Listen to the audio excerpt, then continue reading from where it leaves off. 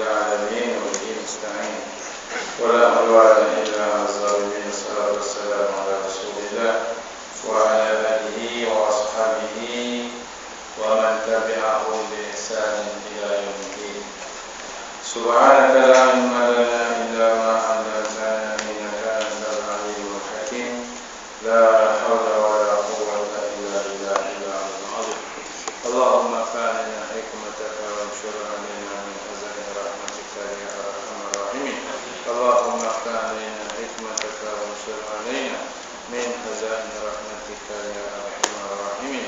اللهم فعلنا حكمتك وانشر علينا من خزائن رحمتك يا أرحم الراحمين. والحمد لله. Alhamdulillah, bersyukur kepada Allah Ta'ala kerana kita dapat berhimpun pada malam ini. Mudah-mudahan diberkati oleh Allah.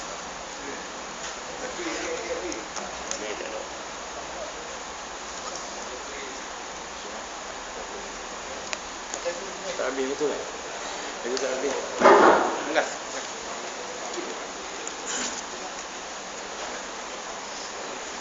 Soal apa?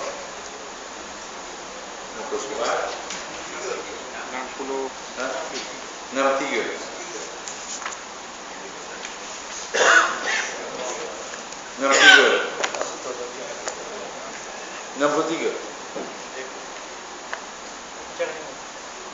Perbincangan ini kita pada ayat yang berkaitan dengan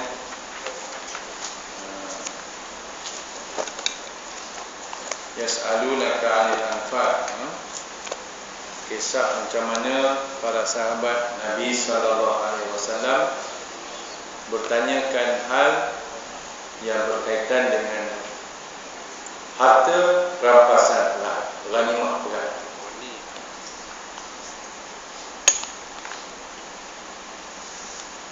Kita di perbincangan 4, wa aslihu zata bainikum, dan perbaikilah hubungan sesama kamu. Wa ati Allah wa rasulah, dan taatlah kepada Allah dan Rasulnya. Pada membicarakan potongan ayat ini, Al-Marawi menyatakan bahawa ajakan taat kepada Allah bermakna Allah pembuat segala hukum. Sama ada kepatuhan itu dalam perkara yang disuruh maupun meninggalkan perkara yang dilarang. Jadi taat kepada Allah dalam dua tuntutan. Satu ialah mengikut yang disuruh olehnya, dan satu lagi ialah meninggalkan perkara yang dilarang oleh Allah. Nah, ini orang sibuk kes di penjara dari sekarang. Penjara tu boleh tak kena apa bergolong. Kan? Kisah penjara ni bukan asing di kalangan Nabi-Nabi dan Rasul-Rasul. Nabi Yusuf di penjara. Kalau dikatakan fitnah, isteri Nabi Muhammad difitnah. Benda yang ini dia tak buat. Hadisul ifki, kan? Cerita bohong yang disebarkan di Madinah.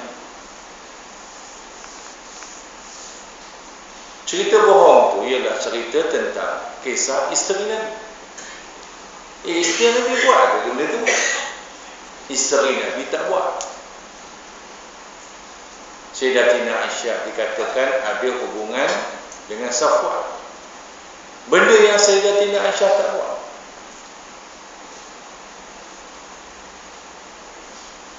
Menjadi tamparan hebat kepada rumah tangga Nabi sallallahu alaihi wasallam. Hingga turun ayat Suratul Nur yang membela Sayyidatina Aisyah. Jadi banyak benda dalam alam ni yang orang tak buat, tetapi dikenakan tindakan. Termasuk Datuk Seri Anwar Ibrahim.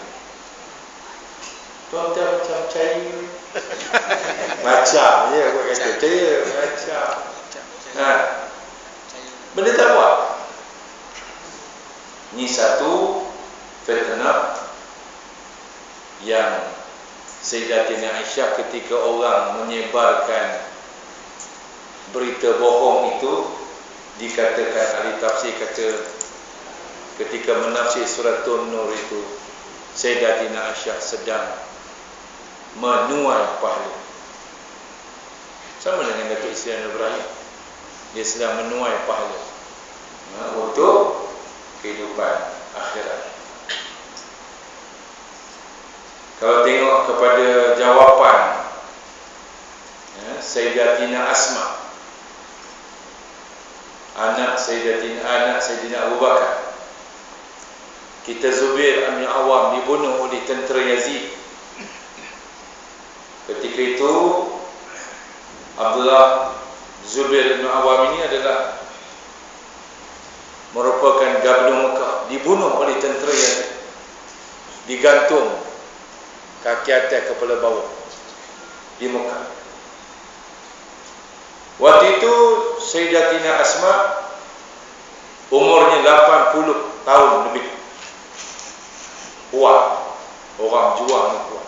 Makcik-makcik jangan lolai. Lepas tu orang ini anak tak balik daun bulu Cina. Letih kalau kopi tu. Hantarlah anak.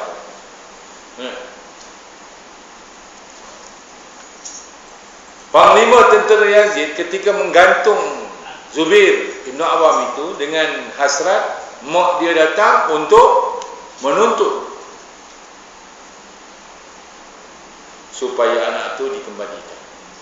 3 hari tunggu tak datang. Sayyidatina Asma tak datang. Datang panglima tentera Yazid ke rumah Sayyidatina Asma.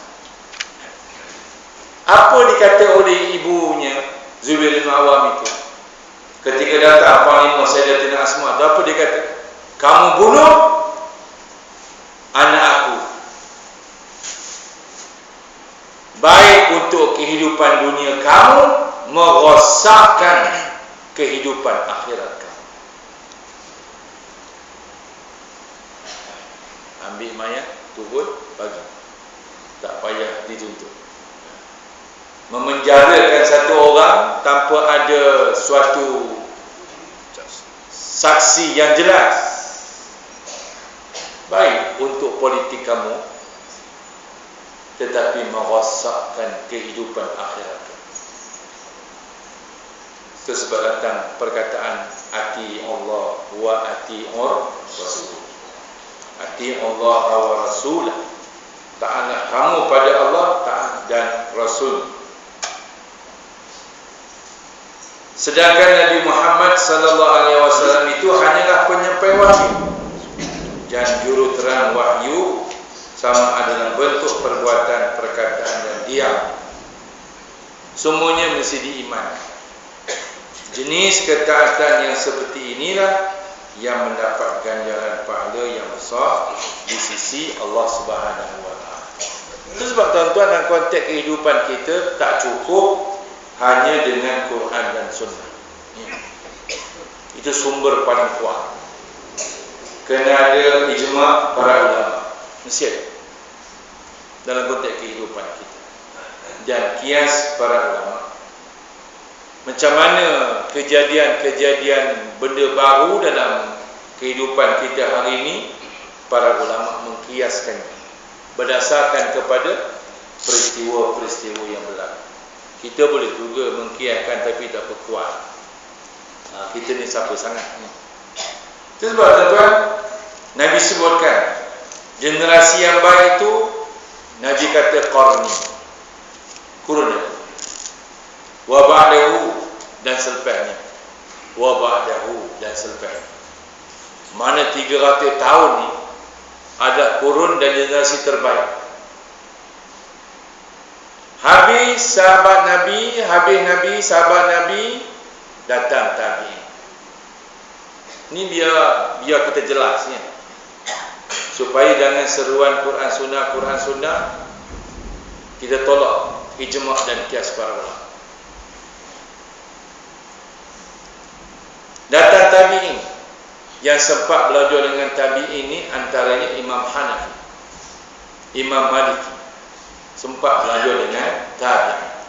Datang tabi'in, sempat mengajinya ialah Imam Syafi'i. Imam Syafi'i sempat belajar dengan Imam Malik rahimahullah. Kemudian datang Imam Hanbali. Ini sekitar 250 tahun. Nabi tahun yang ke-13, yang ke-10, kemudian 35 tahun lepas itu semua khalifah yang sah. Kemudian Imam Hanafi tahun 84 Hijrah. Imam Syafi'i 150. Datang selepas itu muhaddisin. Imam Bukhari matinya 254 Hijrah. Kemudian datang Imam Muslim, matinya 301 tahun Hijrah. Ini maknanya generasi yang terbaik di kalangan umat Nabi Muhammad sallallahu alaihi wasallam. Jadi Imam Hanafi, Imam Maliki, Imam Syafi'i, Imam Hanbali ini meninggalkan khazanah ijtihad yang ada. Tak boleh kita nak tolak, nak kata tak betul, pasal mereka sempat belajar dengan tabi' maupun tabi'in. Datang imam yang kemudian, Imam Ibnu Taimiyah tahun 600 Hijrah. Bersama dengannya Imam Ibnu Hajar Asqalani. Ibnu Hajar Asqalani ini antara imam sah dalam konteks mazhab Imam Syafi'i. Dia buat huraian hadis Imam Bukhari. Jadi bila kita kata ati Allah wa rasulahu, taatlah kamu pada Allah dan Rasulnya, bukan saja Quran dan Sunnah. Semua ijtihad para imam, semua ijtihad muhaddisi, mana dia pemenulis hadis-hadis kan, hadis-hadis Nabi, hendaklah termasuk dalam konteks ketaatan itu. Tersebab tidak salah kita berpegang kepada ijtihad Imam Syafi'i rahimahullah. Kalau kita nak pakai imam lain pun boleh, tak ada salah, semuanya betul. Jangan ijtihadnya lawan Quran Sunnah betul. Selagi ijtihadnya ikut Al-Quran dan Sunnah, maka ia dikira betul. Jadi katakan orang bincang bab bid'ah ni, tahlil, tuan-tuan ada jumpa tak dalam hadis nun mati bertemu alif hukumnya izhar? Ada jumpa? Kalau lah ada jumpa, mana dah tahu. Tuan-tuan banyak baca hadis pada saya, jumpa pula satu hadis nun mati bertemu dengan ba hukumnya ikhlas. Ada jumpa? Tak ada kan? Benda tu datang kemudian. Bila Quran ni tak boleh dibaca, yang bukan ajar, yang bukan Arab, tak boleh baca. Ketika itulah sahabat dan tabi'in gabung baris. Jadi kalau kita kata bid'ah, semua yang bertentangan dengan perkara-perkara yang disebut oleh Nabi, maka dia jadi kecil. Itu sebab tuan-tuan, dalam konteks yang dikatakan oleh bid'ah itu, termasuk Imam Syafi'i, ada bid'ah yang hasanah, ada bid'ah yang dhalah. Bid'ah yang hasanah, bid'ah yang ada dalil. Bid'ah yang dhalalah, bid'ah yang sesat, yang tak ada dalil Quran. K-pop, macam mana? Ada dalil? Tak ada dalil. Ini dollar yang sesat. Sedangkan amalan-amalan yang sudah diterima pakai oleh masyarakat hari ini, ada yang hasanah, ada yang dhalalah. Jadi jangan pukul rata. Yang dhalalah semua sesat. Yang sesat pergi masuk neraka. Benda ini memerlukan perincian. Jadi ati Allah wa rasulahu, apa saja yang diijtihadkan oleh apa saja yang diturunkan oleh Allah dalam Quran, apa saja yang diturunkan ditunjukkan oleh Nabi SAW, termasuk semua yang diijtihadkan oleh para sahabat yang kemudiannya. Terlalu banyak. Kalau kita tengok zaman Sayyidina Abu Bakar, dia lawan gejala riddah, kan? Zaman Sayyidina Umar, mu'allaf yang kaya tak dapat bantuan. Dia mu'allaf. Mu'allaf ni masuk kategori orang yang layak mendapat bantuan. Mu'allafati qulubuhum, nak ikat hati mereka dengan Islam. Mari Abu Sufyan ke Madinah. Datang dari Mekah, jalan naik unta 450 km sampai di Madinah. Umar, mana duit bantuan aku baru masuk Islam. Abu Sufyan ni kan lambat masuk Islam. Lalu Umar kata tak ada, kamu boleh balik. Abu Sufyan tanya, apa siapa aku tak ada bantuan? Kamu orang kaya masuk Islam tidak layak mendapat bantuan daripada duit zakat. Balik. Zaman Sayyidina Umar, tarawih 20 rakaat. Umar kata, hadza ni'matil bid'ah. Inilah bid'ah yang baik. Umar buat 2 imam. Satu imam untuk orang perempuan, satu imam untuk orang lelaki. Zaman Sayyidina Umar. Jadi datang tarawih ramai ni bukan zaman ni je. Zaman Sayyidina Umar lagi ramai datang. Sampai terpaksa buat 2 imam. Ada terlalu besok muslimat ramai pula, buat pula satu imam. Muslimin ramai penuh, satu imam. Boleh. Zaman Sayyidina Osman, tulis kitab Quran. Ada tak zaman Nabi? Tak ada. Ada tak zaman Sayyidina Abu Bakar? Tak ada. Ada tak zaman Sayyidina Umar? Tak ada. Berijtihad Sayyidina Osman menulis pada tulang belulang dengan pelapar taman. Apa bezanya menulis ia dalam kitab, sebuah kitab.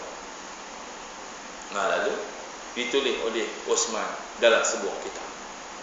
Sampai hari ini kita boleh baca. Kalau tuan-tuan ada kesempatan pergi Mekah, pergi masuk muzium Quran, tengok Quran tulisan asal, memang tak boleh baca. Tak boleh baca.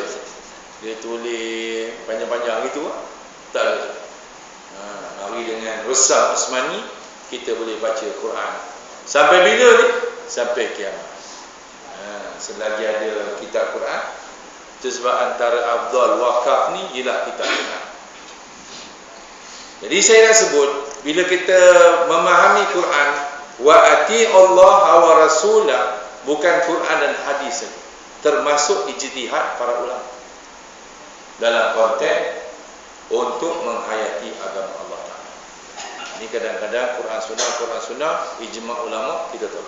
Ini tak betul. Semayang Jumaat, semayang sunat qabliyah Jumaat, mana ada? Zaman Nabi tak ada, zaman Abu Bakar tak ada, zaman Sayyidina Umar tak ada. Mari Sayyidina Osman, ijtihad dia oleh kerana negara Madinah tu dah besar. Ijtihad Sayyidina Osman ialah azan 2 kali. Bila azan 2 kali, nak buat apa lepas azan? Bangun satu sahabat paling mulia, Ibnu Abbas radhiyallahu anhu. Ibnu Abbas bangun qabliyah Jumaat. Sahabat-sahabat pun bangun buat qabliyah Jumaat. Ada orang tepin tak nak buat. Lebih alim pada Ibnu Abbas. Takkan orang tepin lebih alim pada Ibnu Abbas. Maknanya tak buat pun sunnah, buat pun sunnah. Sebab semua sahabat-sahabat Nabi ini dijamin oleh Nabi perbuatan mereka adalah kehendak Nabi sallallahu alaihi wasallam. Jadi pemikiran ijtihad para ulama yang datang kemudian lepas Nabi sallallahu jangan kita tolak semua. Itu sebab mendalami, memahami metodologi ijtihad Imam Syafi'i rahimahullah. Contoh kalau kita baca jawapan-jawapan oleh mufti-mufti kan. Ada orang tanya dah pada bab Fatihah ni, siratal ladzina an'amta 'alaihim ghairil maghdubi 'alaihim waladdallin, satu ayat. Ni ada berhenti. Jadi mufti jawab, terutama mufti Selangor. Dia kata mesti lajah dalam konteks membaca Fatihah ni dikembalikan kepada Quraisy. Quraisy tu maknanya Nabi ya. Di kalangan imam ni yang ada keturunan Nabi-nya ialah Imam Syafi'i rahimahullah. Bukan dengan Sayyidina Hasan Husin ni adik-beradik Nabi yang lain. Akhirnya bertemu dengan Nabi. Jadi lajah Quraisy maknanya dalam konteks bacaan Fatihah ni kembali kepada Imam Syafi'i rahimahullah. Segala perbuatan dan tindakan Nabi Muhammad adalah kebenaran. Apalagi dalam hal perang, Nabi Muhammad adalah ketua panglima perang, termasuk kepatuhan itu dalam hal ehwal pembahagian perang atau ghanimah tersebut. Itu sebab dalam konteks Islam ni dia tak tumpu satu benda, sembahyang. Dia tak tumpu sembahyang saja. Itu sebab kaedah fiqhnya, usul fiqhnya, ma la yatimul wajib illa bihi fahuwa wajib. Tidak akan tegak satu yang wajib melainkan dengannya semuanya adalah wajib.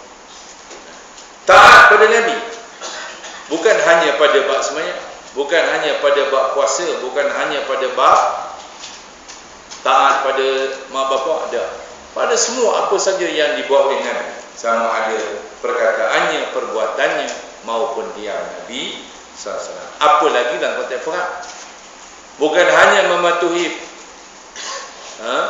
arahan-arahan panglima perang. Sekarang dapat ghanimah perang, ghanimah. Sekarang ni ada tak ghanimah? Ada lah. Itu yang tanah lepas-lepas tu.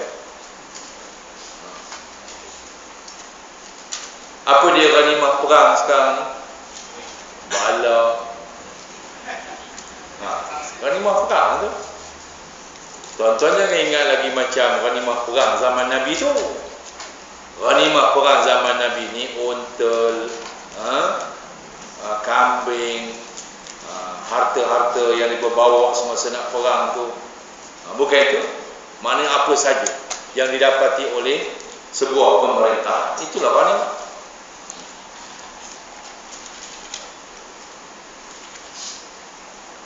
Menang dia dapat imam 700. Apa je? Ghanimah ke tak? Ghanimah ke tak? Ghanimah lah tu. Imam dapat 700. Ni ghanimah. Tak sokong tu nombor 2. Entah. Tapi dia bagi brief. Apa macam? Baru boleh pandai. Ya. Ini ghanimah. Jadi perang kita ikut perintah panglima perang.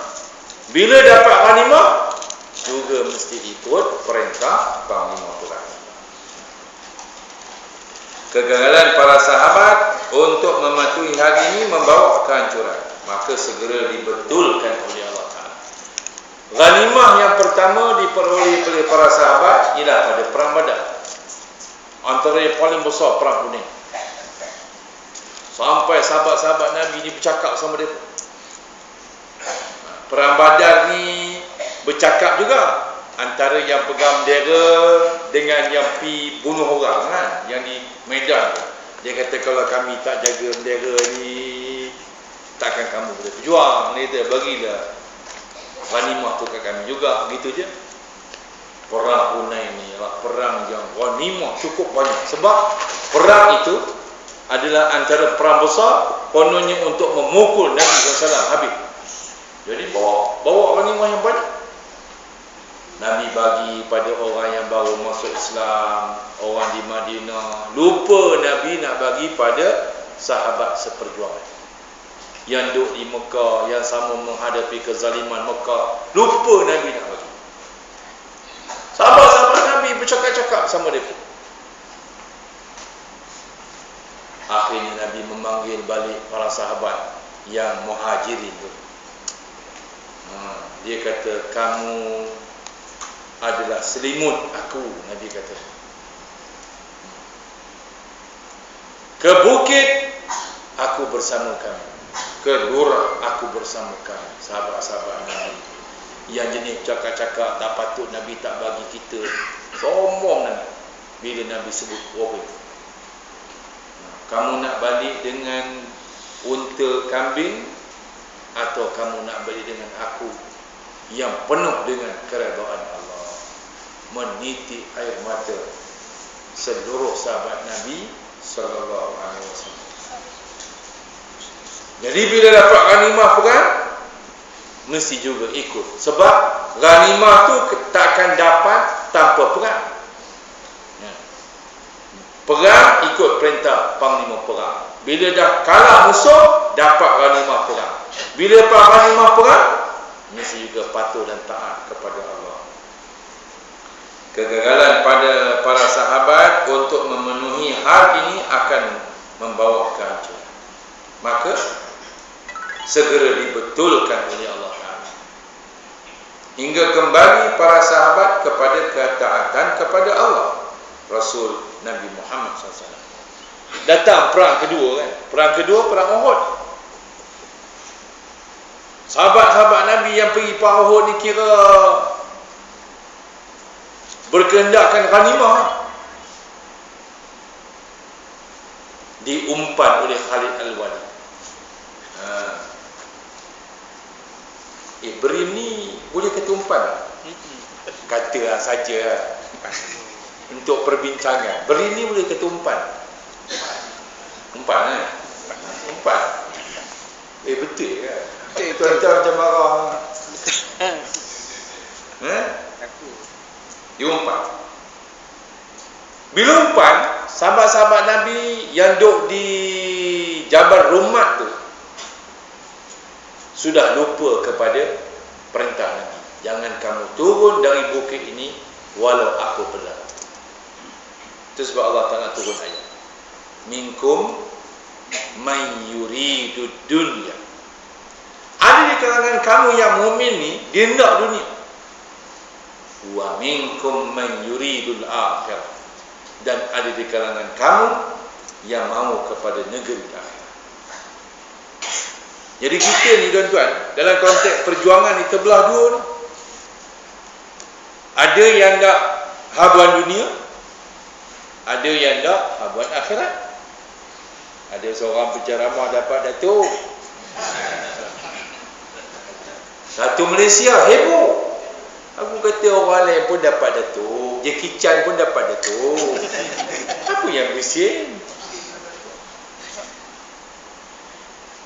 Penceramah ni tak payah datuk.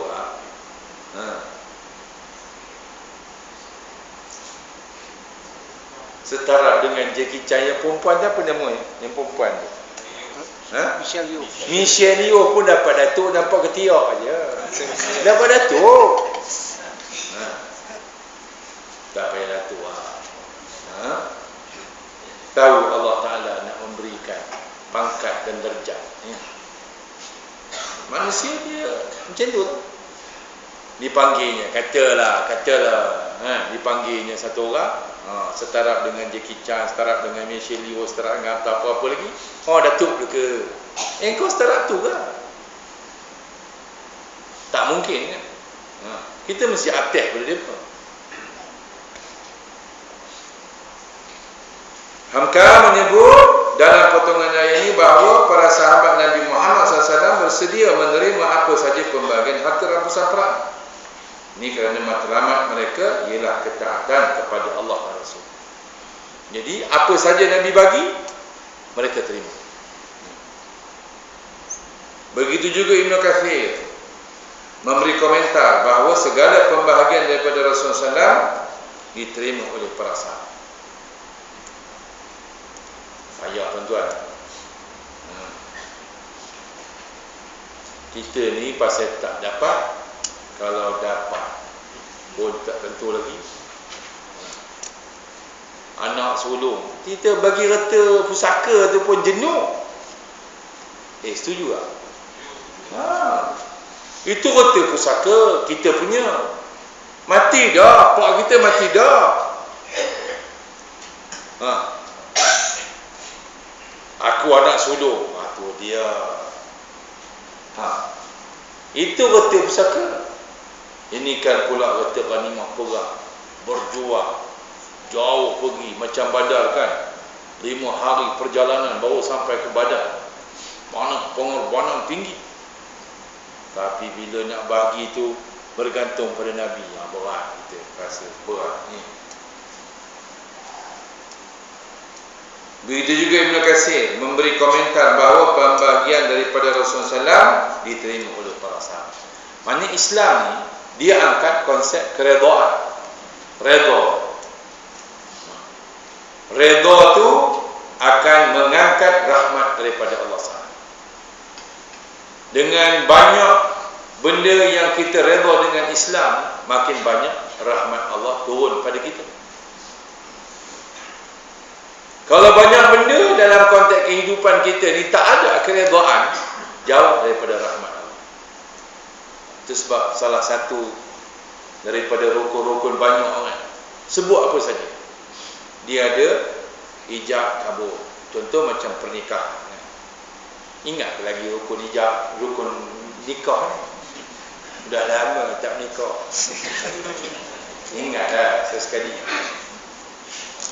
Dia mesti ada ijab dan kabul. Pasal apa ijab kabul? Redha meredha. Rukun jual beli sama, ijab kabul. Aku jual, yang beli kata aku beli. Syekh Qutb menyatakan bahawa seluruh sahabat menerima pembahagian yang dibuat oleh Rasulullah SAW dengan hati yang reda. Ini kerana diri para sahabat memiliki iman yang tinggi dan bersedia untuk menerima apa saja hukum daripada Allah Ta'ala. Perang Badar, perang yang pertama, dapat ghanimah. Sahabat-sahabat Nabi semua redha. Perang Uhud, perang yang kedua. Belum sempat Nabi nak membahagikan harta, sahabat dah buat keputusan. Turun ayat, minkum man yuridu dunya wa minkum man yuridul akhirah. Tak sempat Nabi. Itu sebab istilah dalam konteks perang Uhud tu kalah. Bukan kalah perang tu. Perang tu tak kalah. Pasal apa? 70 sahabat Nabi syahid. Kalah jauh. Cuma kalah dalam istilah tak ikut perintah Nabi. Ghanimah perang dalam Uhud itu tak sempat Nabi nak bagi. Tak sempat Nabi mengeluarkan perkataannya. Sahabat buat keputusan. Mendahului Nabi, mendahului Allah. Bila perkara-perkara itu mendahului Nabi, mendahului Allah, maknanya jauh daripada rahmat Allah. Itu sebab tuan-tuan, kita berjuang bukan matlamatnya menang saja dah. Kita berjuang matlamatnya nak mendapat keredaan Allah. Tapi orang tak gemar dah ayat tu, pasal tak masuk Putrajaya.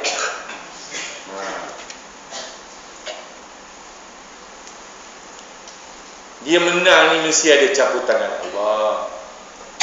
Tak boleh kita nak buat. Berhimpun seluruh manusia dalam dunia ni nak memenangkan Islam, Allah tak izin. Tak. berpecah seluruh manusia, tapi Allah izinkan menang. Islam tetap akan menang. Sebab apa? Keizinan dari Allah Ta'ala. Ada tak tempat yang kita rasa tak menang lah, tapi menang? Ada tak?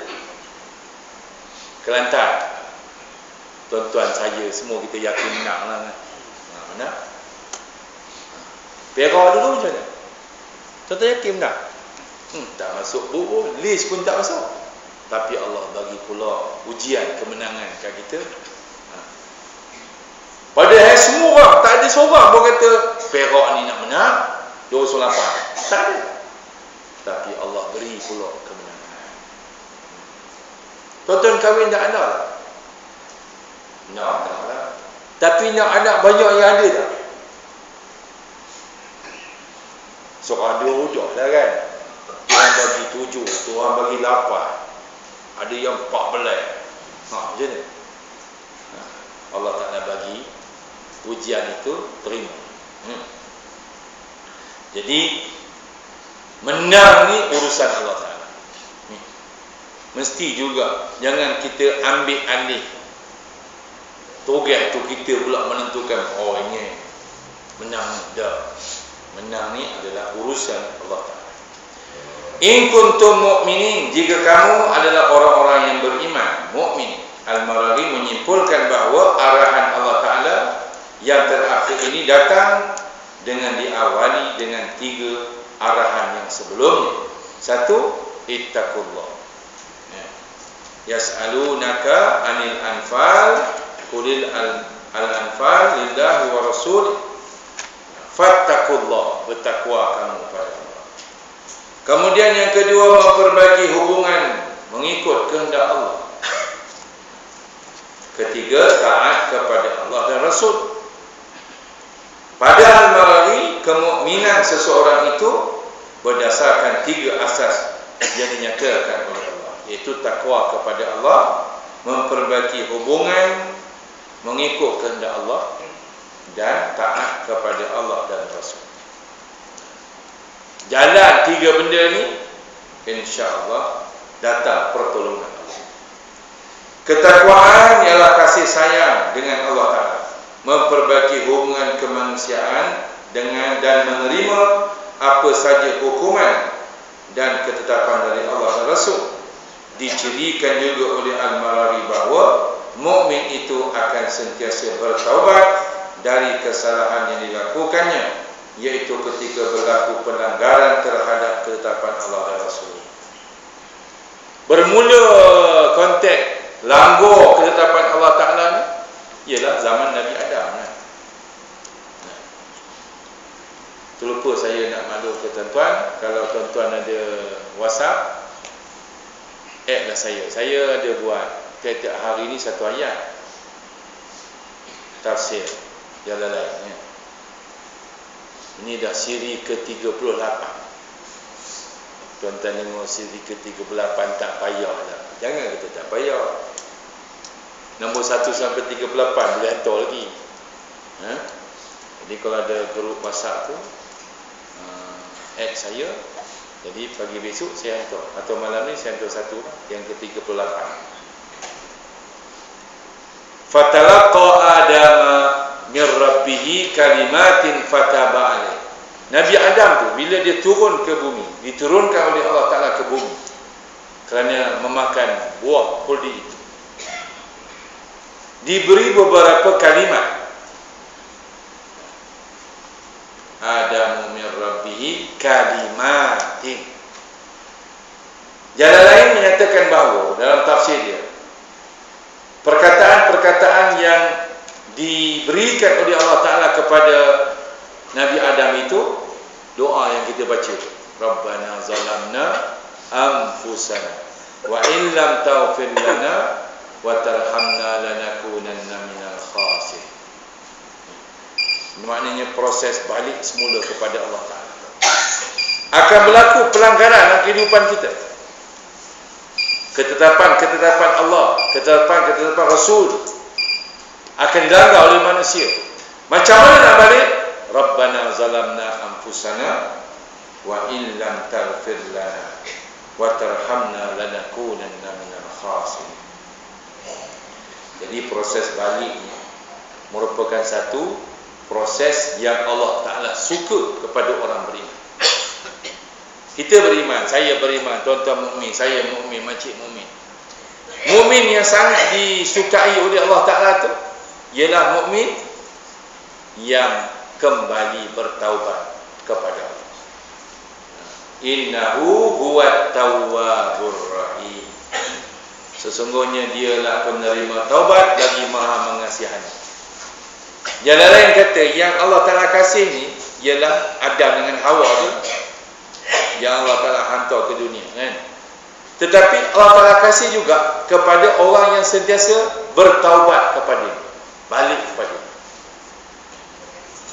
Jadi saya, tuan-tuan, kita tak ada pilihan. Baru ni kita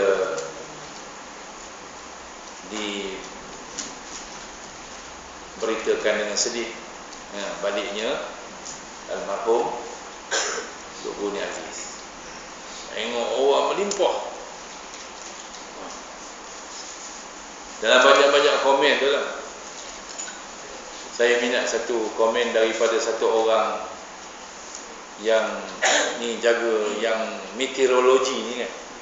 Dia kata memang ada sekumpulan awan yang dia pun tengok kerenda berjalan, awan berjalan, kerenda berjalan, awan berjalan. Dan kumpulan awan tu tak boleh dinamakan. Ini jarang-jarang berlaku. Hebatnya satu orang yang berjuang atas dasar Islam.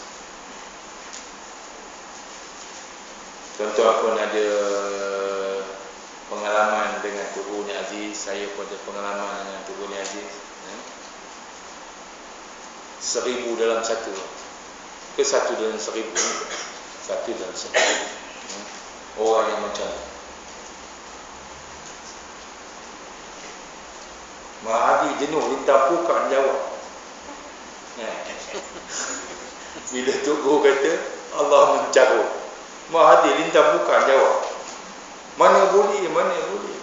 Sekali baca ayat tabat yada. Bila watab. Jadi Allah mencarut. Pening Mahathir.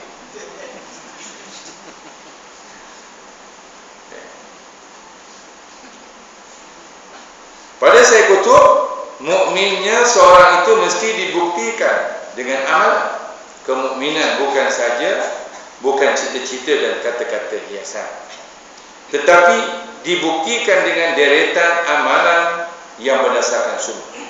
Saya kutub mengambil sandaran doa, innamal mu'minun alladzina idza dzukirallahu wajilat qulubuhum wa idza tuliyat alaihim ayatuhu zadatuhum imana wa ala rabbihim yatawakkal. Sesungguhnya mukmin itu ialah iza zukirallah, bila disebut nama Allah, wajilat qulubuhum, gemetarlah hati mereka, datang kegerunan.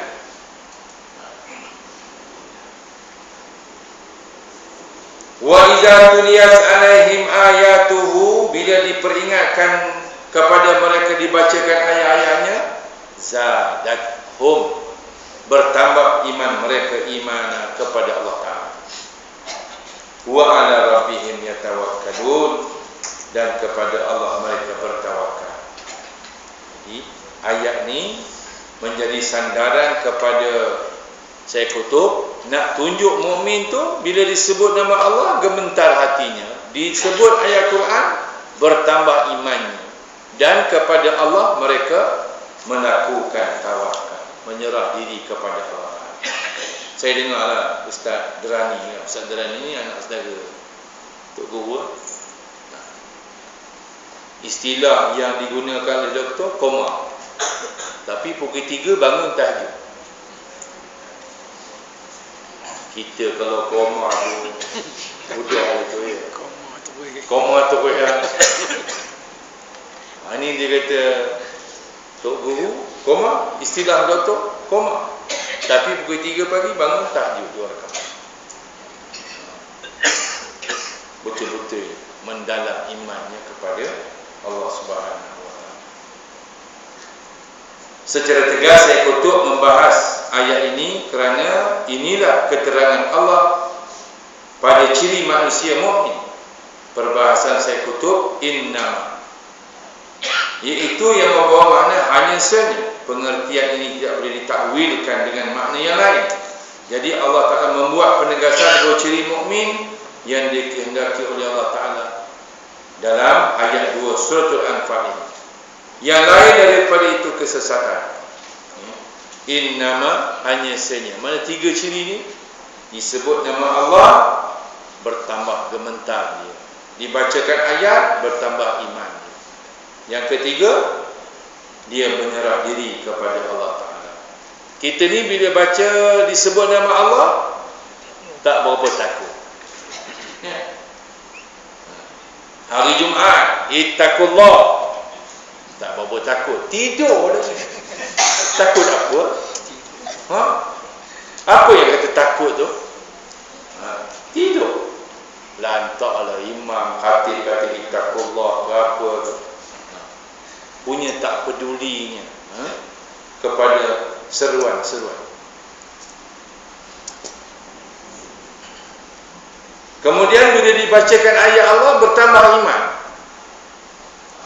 Lalu masyarakat bila disebut hukum Allah, ada yang tanya. Sedangkan ia sebahagian daripada ayat Quran.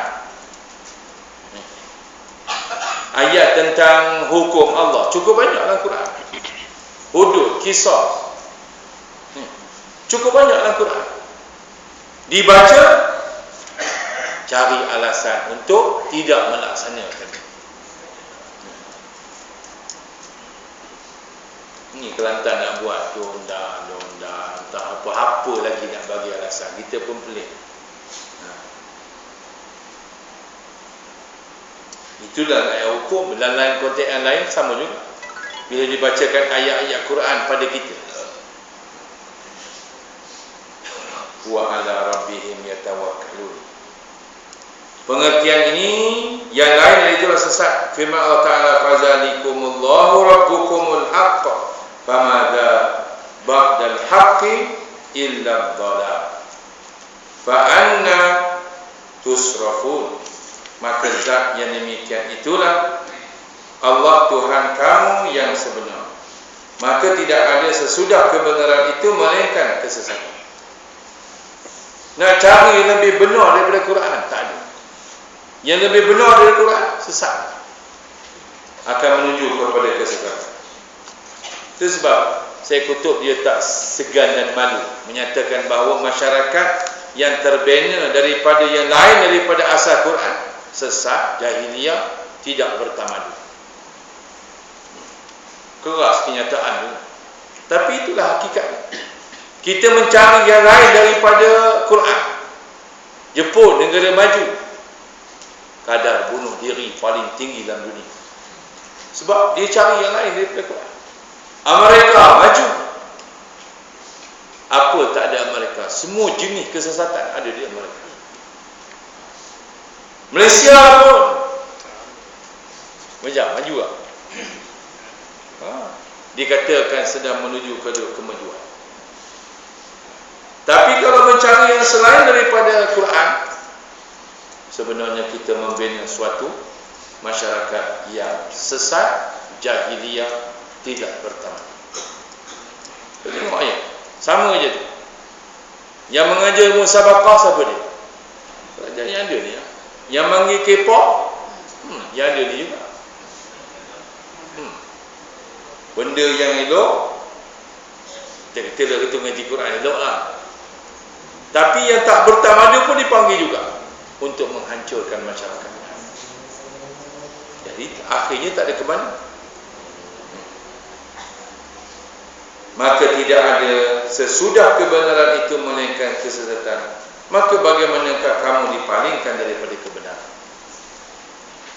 Jangan sekali-kali tuan-tuan, dalam konteks kehidupan kita untuk dunia, kita sanggup memalingkan diri kita daripada Al-Quran, sunnah Nabi Muhammad sallallahu alaihi wasallam.